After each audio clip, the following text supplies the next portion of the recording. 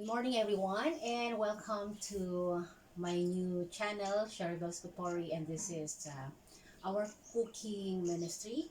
And I'm so happy to share with you the things that we have done several months ago, and also for several months we have already gave this one as a part of our ministry to educate the people. And this morning, I am sharing with you how to make banana milk. Yes, banana milk. So we have here banana. You can use any kind of bananas. Whatever is available in your kitchen, you can use that one. Okay, so our ingredients is banana and water only. Okay, so banana and water. So you need to have a good blender or any of like this is a capsule, or if you have an existing blender you can use it. So very simple method on how to prepare this one. So I have here a big banana, so we can use the half one of this for the purpose of demonstrating to you how to use it.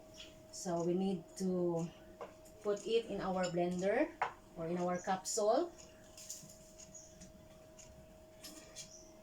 Okay, so I am using my capsule one blender is because it has four blades, so it is very easy to blend or to milk or to liquefy things. So we have here our bananas. We will cut it here. The things that we don't want to include, and we just slice this one. Okay, so pardon me if there's some noise outside. We cannot control it. Okay, so we will just put our banana here in our capsule, and the amount of water that you will be using depends upon the consistency you want. If you want it to be thicker, okay, you use only small water or a small amount of water.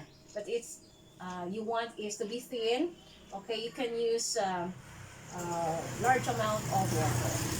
So we are using here, so we want it to be thick.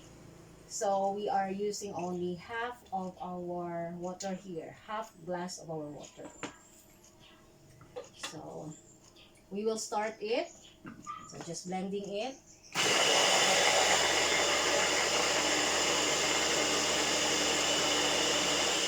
So it takes only several minutes to blend it.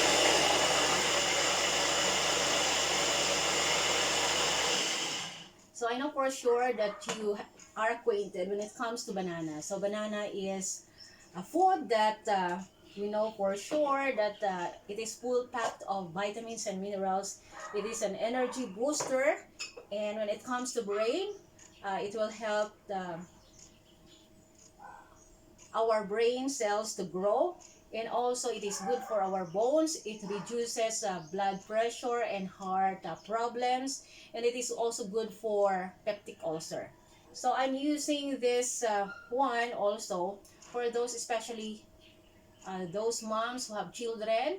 It is really very helpful if you want your children to gain their weight. This is one of a thing that you need to learn and you need to do in your own homes. So just simple as that. Okay, so this is what I already blend, and then we need to transfer it in our glasses. So the thing is, when you make this banana milk, you make sure that you drink it immediately. So there's somewhat it affects the coloration of your banana milk when you try to drink it for several minutes. So it is important to note that after you blend this banana milk, you drink it immediately.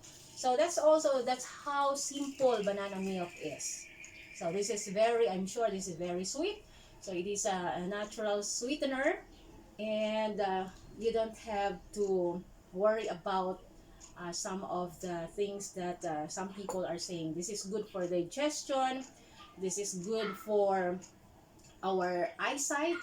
Okay, and this is good as an electrolyte.